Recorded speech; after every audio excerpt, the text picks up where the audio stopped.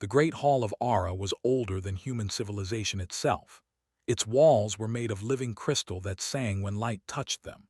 10,000 seats rose in circles around a central platform, and on this day, every seat was filled. Representatives from 17 species had gathered. Some were creatures of light and energy. Others were massive beings with shells of stone. A few looked almost human, but their eyes held the weight of ages that humanity could barely imagine. Ambassador stood at the entrance and looked up at them all. She was 53 years old. Her hair was gray at the temples, and her face carried the lines of someone who had spent decades choosing her words carefully. She had served Earth for 30 years, first as a junior diplomat on trade missions, then as a negotiator during the outer colony disputes, and now as humanity's voice in the Interstellar Senate. She had faced difficult moments before. But she knew, as she walked toward the central platform, that this would be the most difficult of all. The message had arrived 3 days ago. It was not an invitation. It was a summons. The Senate had something to say to humanity, and humanity was expected to listen. High Arbiter Eth floated above the central platform. The Arbiter was ancient beyond measure, a being of pure crystalline light that had guided the Senate for over 6,000 years. When it spoke, its voice came from everywhere at once, like wind moving through glass. "The Senate recognizes the representative of Earth," the Arbiter said. "You may approach." Walked forward. Her footsteps echoed in the silence. She could feel 10,000 eyes watching her, and she kept her face calm. She had learned long ago that aliens could not read human expressions well. They looked for other signs of weakness. She would give them none. "Humanity was admitted to this body 83 years ago," the Arbiter continued. "In that time you have grown quickly. Your colonies now number in the hundreds. Your population has spread across 40 star systems. This growth is remarkable." Said nothing. She knew that remarkable was not a compliment. "However, your growth has caused concern among the elder species. Your attachment to weapons of war is unusual. Other species abandoned such things long ago. They learned that peace comes from wisdom, not from the threat of violence. Humanity has not learned this lesson." From the upper seats, a massive creature of stone and metal spoke. This was Counselor, representative of the collective. "We have watched your kind for decades. You build warships when you should build schools. You train soldiers when you should train scholars. Your children play games of combat. Your entertainment celebrates destruction. This is not the way of civilized beings." Another voice joined in. This one came from a cloud of shimmering particles that shifted and flowed like water. "The Eth Concordat has observed humanity's military expansion with growing alarm. Your weapons are now capable of destroying entire worlds. No young species should have such power. It is dangerous. It is irresponsible. It must end." Felt her jaw tighten, but she did not speak. Not yet. The High Arbiter raised one limb of light. "The Senate has deliberated. We have considered humanity's potential. We have weighed your contributions against your dangers, and we have reached a decision." A holographic document appeared in the air before. She read it quickly, and with each line her heart grew colder.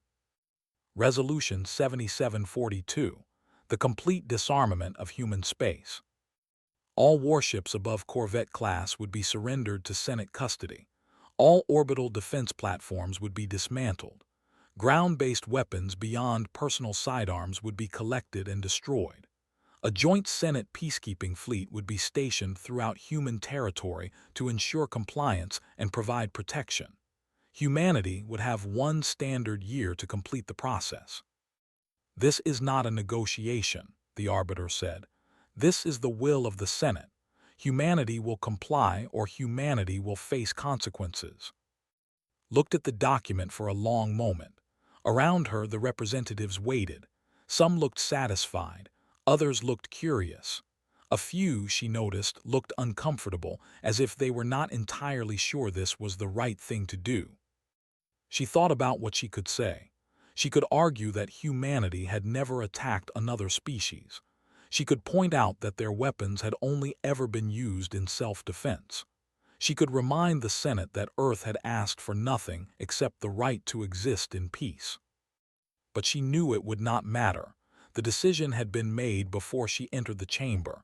This was not a trial, it was a sentencing. She thought about the messages she had received from Earth in the past 3 days. The President, the Joint Chiefs, the leaders of every major nation. They had all said the same thing in different words. Do what you must do. We trust you. We are ready. She understood what they meant. Close the document. She straightened her shoulders. She looked up at the High Arbiter, then slowly turned to face the entire chamber. 10,000 representatives watched her. Recording drones floated in the air, broadcasting her image across 1,000,000 worlds. This moment would be remembered. Whatever she did next would shape humanity's future. She said nothing. Instead, she bowed once. It was a formal bow, deep and correct, the kind she had been taught during her diplomatic training. It showed respect. It acknowledged the Senate's authority. And then she turned and walked out. Behind her, the chamber erupted. Voices called out in a dozen languages. Some demanded she return. Others laughed, thinking this was surrender. A few shouted warnings about what would happen if humanity resisted. Did not look back. She walked through the great doors, past the guards, down the long corridor to the shuttle bay. Her face remained calm. Her steps remained steady. Only when she was aboard her shuttle, alone in the darkness of space, did she allow herself to smile. They thought her silence meant defeat. They thought humanity had no answer. They were wrong. Earth had answered. The answer was the silence itself. The answer was the bow that showed respect while promising nothing. The answer was the door closing behind her without a single word of protest or plea. The elder species had forgotten something important. They had lived in peace so long that they had forgotten what it looked like when a species prepared for war. They expected arguments. They expected fear. They expected the desperate bargaining of the weak. They did not expect silence.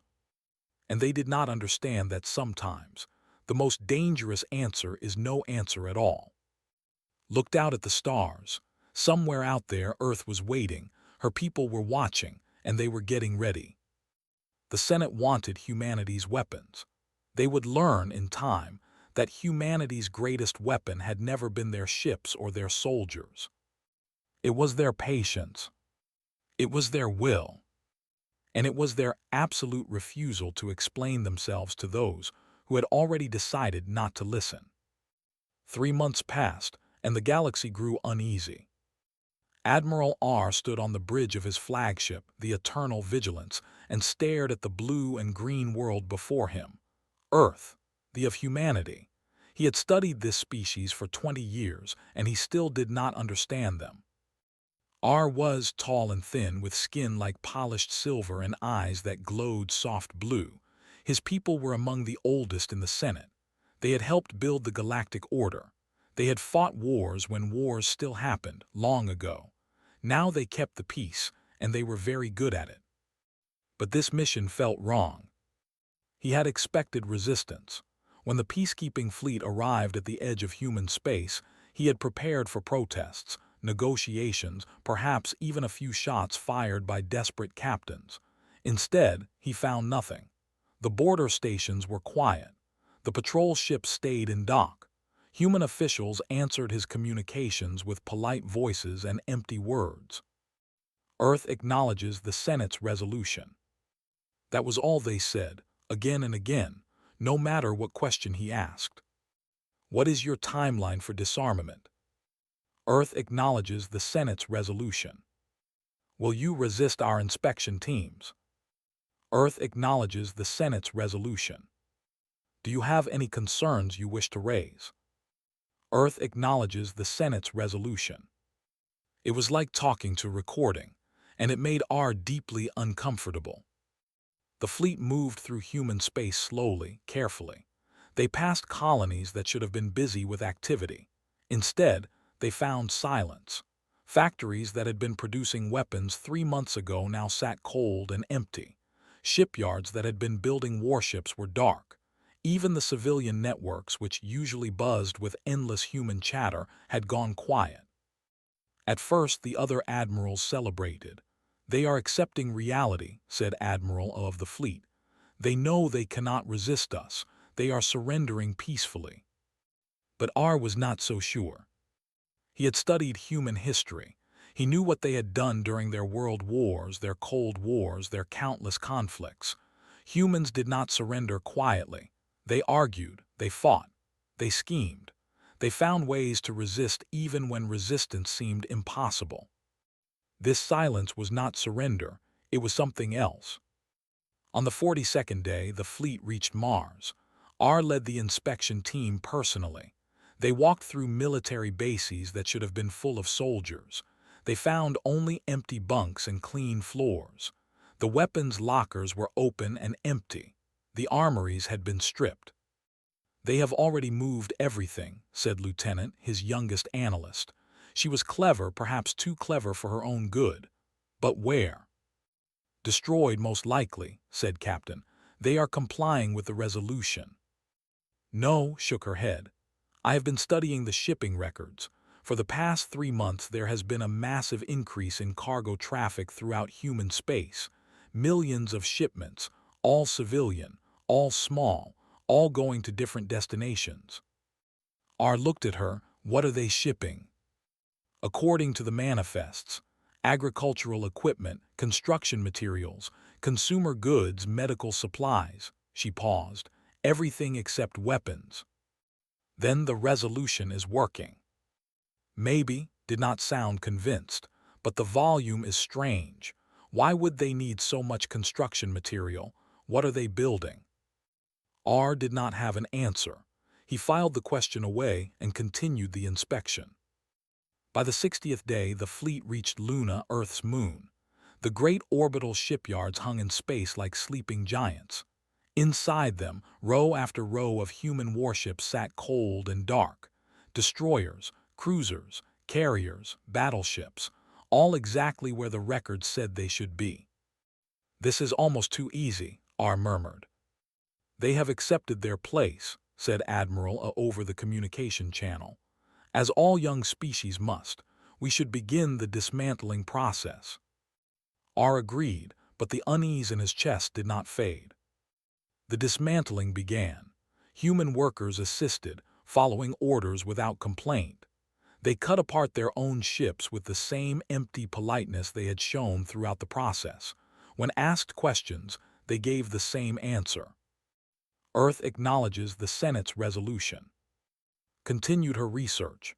She spent long nights studying shipping manifests, communication logs, anything she could find. Slowly, she began to see a pattern. The shipments were not random. They followed routes that spread outward from Earth like the branches of a tree. Each colony received a specific set of materials. The quantities were precise, too precise for simple civilian needs. One night she brought her findings to R. "Admiral, I believe the humans are hiding something." He looked at her report, numbers, charts, shipping routes.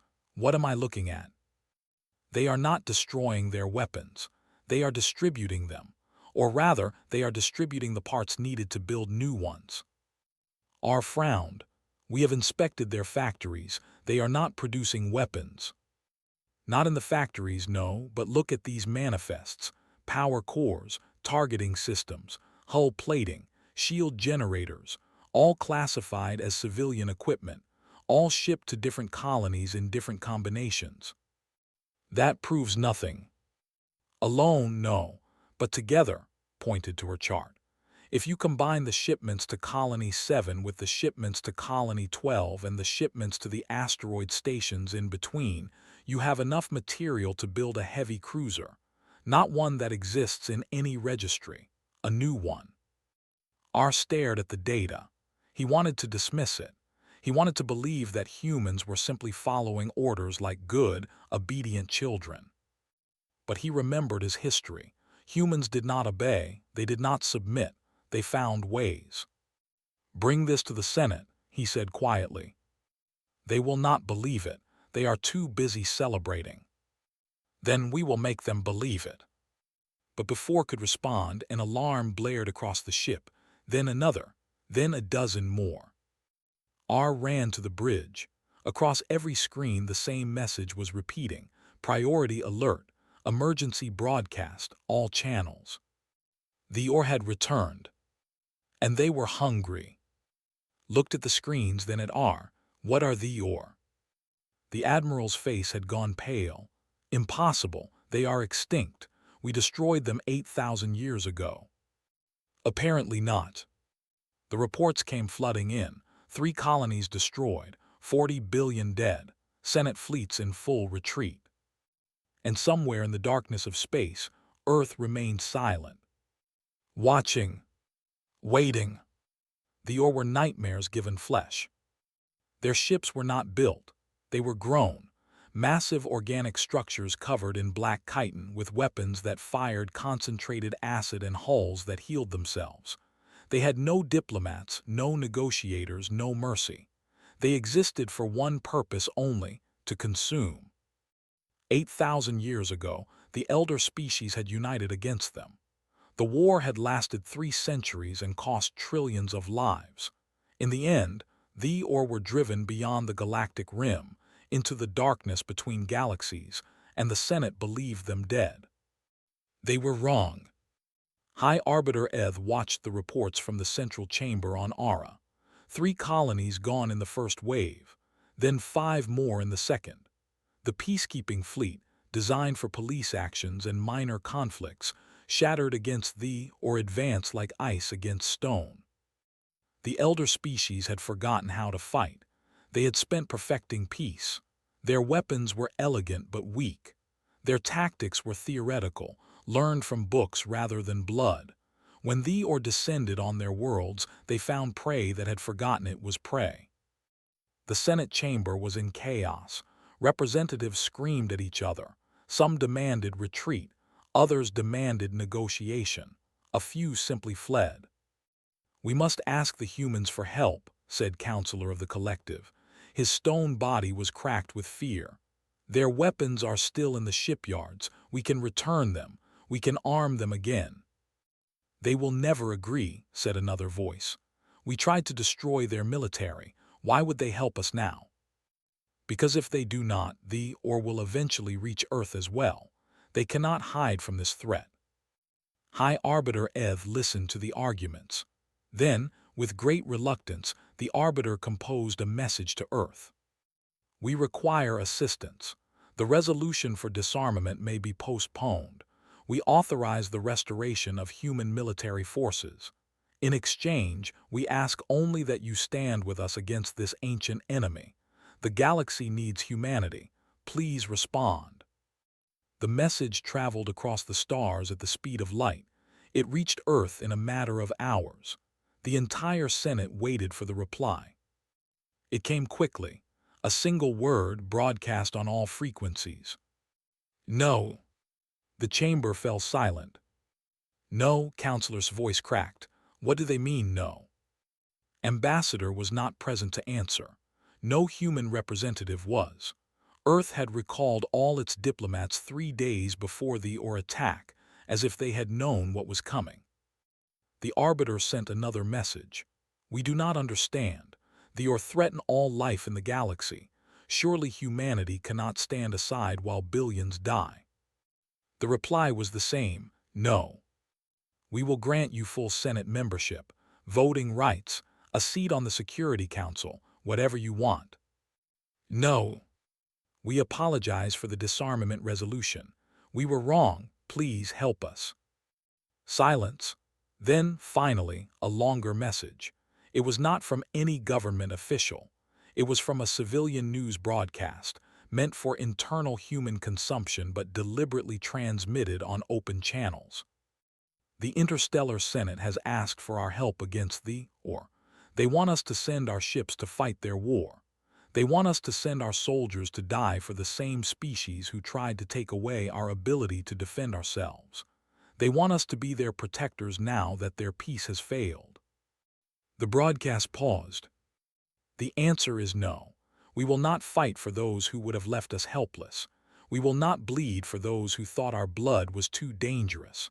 Let them learn what the galaxy looks like without human weapons.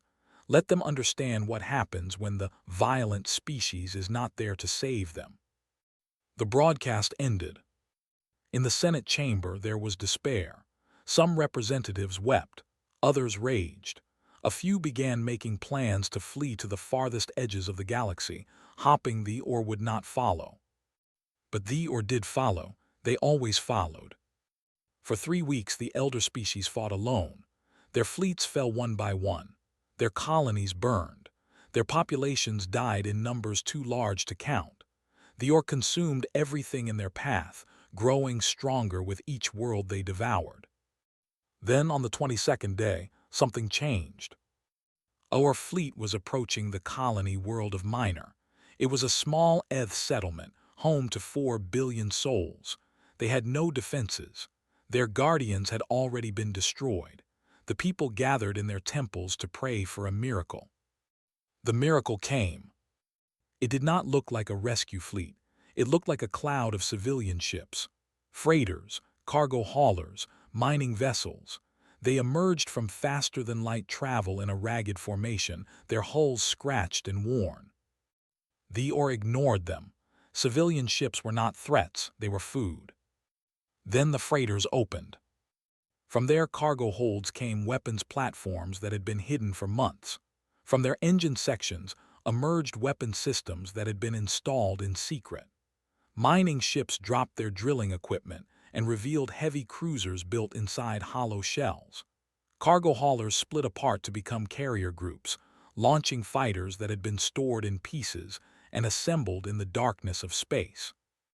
In less than 10 minutes, the cloud of civilian ships became a battle fleet. The or had never seen anything like it. They attacked, but these new ships did not fight like the Senate fleets. They did not form defensive lines. They did not try to protect themselves. They attacked. Human ships rammed into or vessels at full speed, their crews ejecting moments before impact. Human fighters flew into the mouths of bioorganic weapons and detonated their cores. Human soldiers in powered armor boarded enemy ships and fought through acidic corridors with nothing but blades and fury. The Battle of Minor lasted 6 hours. When it was over, not a single or ship remained. The galaxy watched in stunned silence. The humans had not disarmed. They had never intended to disarm. They had simply hidden their weapons so well that even the Senate's best inspectors could not find them. And now they were coming. Not to save the Senate, not to rescue the elder species who had tried to destroy them. They were coming because somewhere out there, the or had made a terrible mistake. They had threatened Earth. And Earth never forgot a threat. Admiral R had been wrong about many things. He had been wrong to dismiss warnings. He had been wrong to trust the Senate's confidence. He had been wrong to believe that humans could be disarmed. But he had never been more grateful to be wrong in his entire life. From the bridge of his damaged flagship, he watched the human fleet tear through or like fire through dry grass. They fought nothing like the species he had studied. They fought nothing like any species he had ever seen. The elder races fought with caution. They valued their ships, their soldiers, their resources. They calculated risks and retreated when the odds turned against them. They survived by being careful. Humans did not survive by being careful. Humans survived by being terrifying. The or outnumbered the human forces at every battle. It did not matter. The humans did not wait to be attacked. They charged. They struck first, struck hard, and struck without mercy. Their ships were not designed for elegant maneuvers or long-range bombardment. They were designed to get close and kill. R watched a human destroyer break formation and accelerate directly toward a or dreadnought. The alien ship was 10 times its size. Its weapons fired continuously, tearing holes in the destroyer's hull. Any sane captain would have retreated. The human captain increased speed. At the last moment, Escape pods launched from the destroyer's sides. Then the ship struck the dreadnought at full velocity, its reactor detonating on impact. The explosion tore the alien vessel in half. Madness, R whispered. Complete madness. But it was working. The Or had not faced resistance like this in 8,000 years. The elder species had fought them with defensive lines and careful retreats. Humanity fought them with rage and sacrifice, and an absolute refusal to stop moving forward. In the first week after Minor, human forces liberated 12 worlds. They did not wait for Senate approval. They did not coordinate with Senate fleets. They simply appeared where the Or were strongest and attacked. The battles were brutal. Human casualties were enormous, but the Or casualties were worse. Lieutenant, now serving as R's primary analyst, studied the human tactics with growing amazement. They are not trying to minimize losses, she said. They are trying to maximize damage. Every ship they lose takes multiple enemy ships with it. Every soldier they sacrifice achieves objectives that would cost us a fleet. How can they accept such losses? R asked. I asked a human officer that question, paused. He said, we have a lot of practice dying for each other. The human ground forces were even more terrifying than their fleet. When boarding actions were necessary, human soldiers in powered armor cut through or bioships with fusion torches and explosive charges. The alien vessels were designed to heal themselves, to fight off intruders with acid and claws and sheer organic mass. None of that stopped the humans. R saw footage of a human sergeant fighting alone in a corridor filled with warriors. His armor was breached. His weapons were empty. He killed 3 more of them with a broken pipe before his squad could reach him.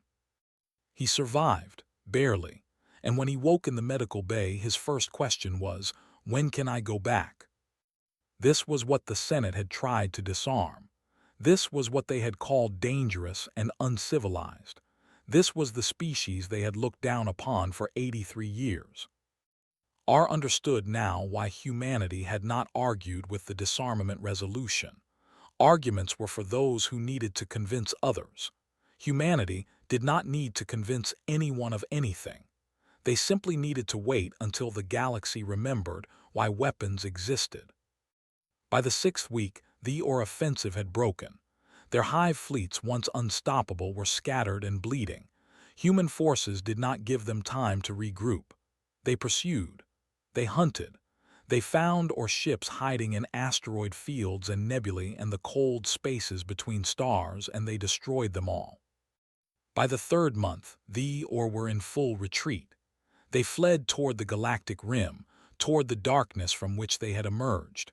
Perhaps they hoped the humans would not follow them into the void. They were wrong. The human fleet designated Task Force Omega assembled at the edge of known space. It was the largest military formation humanity had ever created. Carriers, battleships, support vessels, troop transports, nearly 1,000 ships crewed by millions of soldiers. Admiral Wei, commander of the task force, sent a single message to Earth before departure. We will return when it is finished. No timeline, no estimate, no promise of safety, just certainty.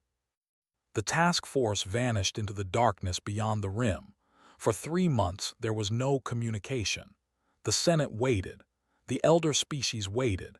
Even those who had hated humanity found themselves hoping the humans would succeed. Then, on the 97th day, a message arrived. It contained no words, just coordinates.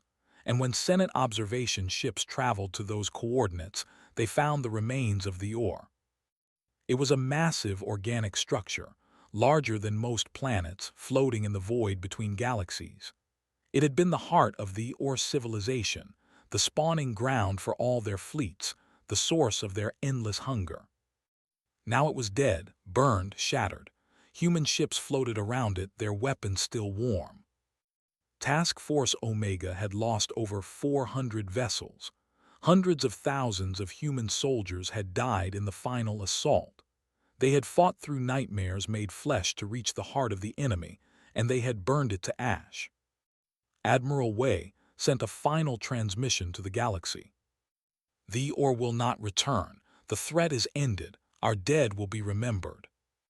Then the surviving ships began the long journey home. R watched the transmission in his quarters. His hands were shaking. He had witnessed the most destructive war in galactic history, and he had seen it won by the species his people had tried to render helpless. Stood beside him, "What happens now?" "I do not know," R shook his head. "The Senate wanted to control humanity. Instead, we showed them that we cannot protect ourselves. We showed them that we need them. What do you think they will demand in return?" Consider the question. If they were like us, everything, they could rule the galaxy now, no one could stop them. And if they are not like us, then perhaps, she hesitated, perhaps they will simply go home and let us live with what we have learned.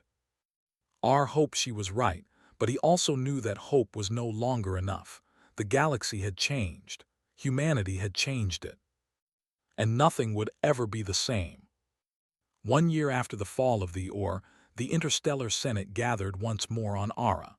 The great crystal hall was quieter now. 6 of the 17 elder species were gone, their worlds consumed before humanity joined the war.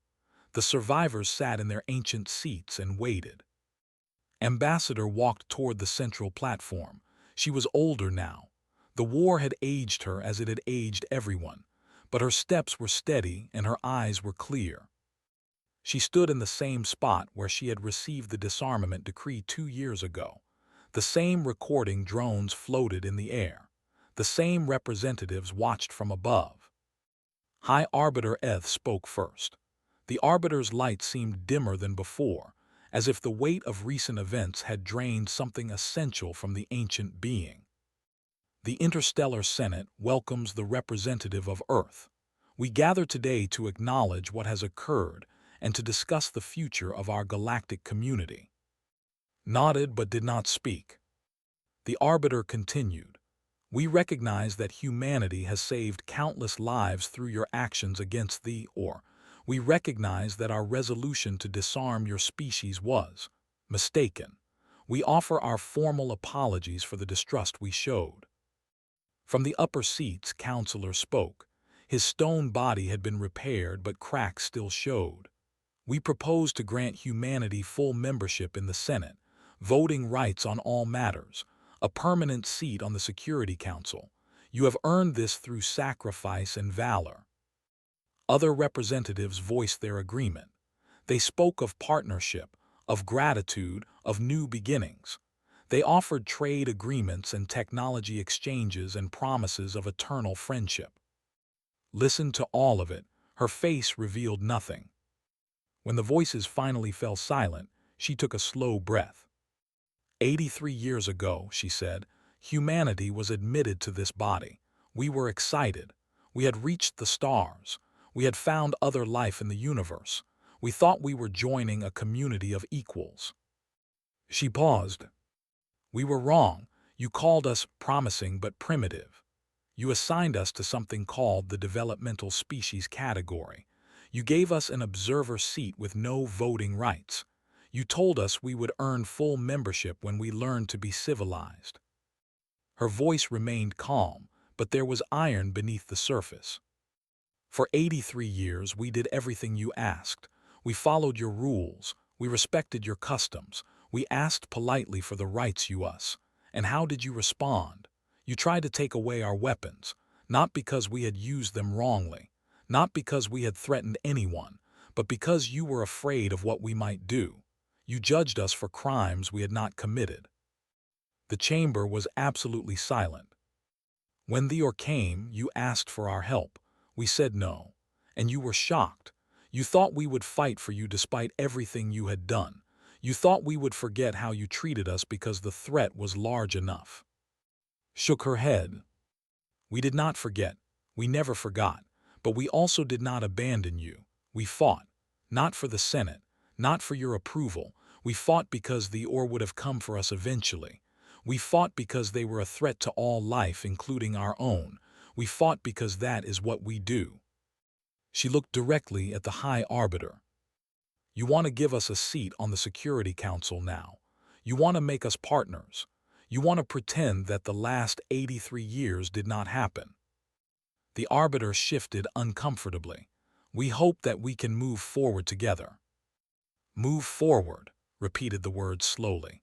Do you know why we did not argue with your disarmament decree? Do you know why we simply walked away without speaking? No one answered. Because there was nothing to say. You had already decided what you believed about us. Nothing we said would have changed your minds. You did not want to understand us. You wanted to control us. And when someone wants to control you, the only answer is to show them that they cannot. She straightened her shoulders. You needed to learn what a galaxy without human weapons looks like. You needed to see what happens when the species you despise for its violent nature is not there to protect you from the darkness. Now you know. The question is, what will you do with that knowledge? Counselor leaned forward. We will do whatever you ask. Name your terms. Smiled, but it was not a warm smile. That is exactly the problem. You still think this is a negotiation. You still think we want something from you. Power, recognition, revenge. She shook her head. We do not want your Security Council seat. We do not need your permission to protect this galaxy. We never did. While you were voting on resolutions and debating policies, we were building. While you were trying to take away our weapons, we were making more. While you were sleeping in your peaceful worlds, we were watching the darkness and preparing for what lived inside it. Her voice hardened. Humanity does not arm itself because we want to conquer. We arm ourselves because we remember what you forgot. The universe is not safe. It has never been safe. And the species that survive are not the ones who build the most beautiful civilizations or the councils. They are the ones who refuse to die. She turned to leave, then stopped. Keep your Security Council. Keep your ceremonies and your votes and your endless debates. We will be out there in the dark doing what we have always done. Watching, waiting, fighting when we must. She looked back at the assembled representatives. And the next time something like thee or appears, you will not need to send a message begging for help. We will already be there, not because we forgive you, not because we trust you, but because protecting the galaxy is what we do. It is who we are, and unlike you, we never forgot that. Ambassador walked out of the chamber. Behind her, the Senate sat in silence. There were no arguments this time, no protests, no demands for her return. Only understanding. Humanity had not asked for an apology. They had not demanded compensation.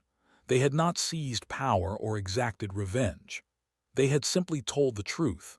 The galaxy needed protectors, and humanity had chosen to be those protectors, whether the Senate liked it or not. High Arbiter Eth looked out at the representatives. The ancient being had seen civilizations rise and fall for 6,000 years. In all that time, the Arbiter had never encountered a species quite like humanity. The session is concluded, the Arbiter said quietly. The representatives filed out in silence. Some would resent humanity's words, others would fear them, a few might even learn from them. But one thing was certain, the galaxy would never look at humanity the same way again. Outside, the stars burned cold and eternal, and somewhere among them human ships patrolled the darkness, their weapons ready, their crews watching. They did not need thanks. They did not need recognition. They only needed the knowledge that when the next threat came, they would be ready. And they would answer with silence, with steel and with fire. Always.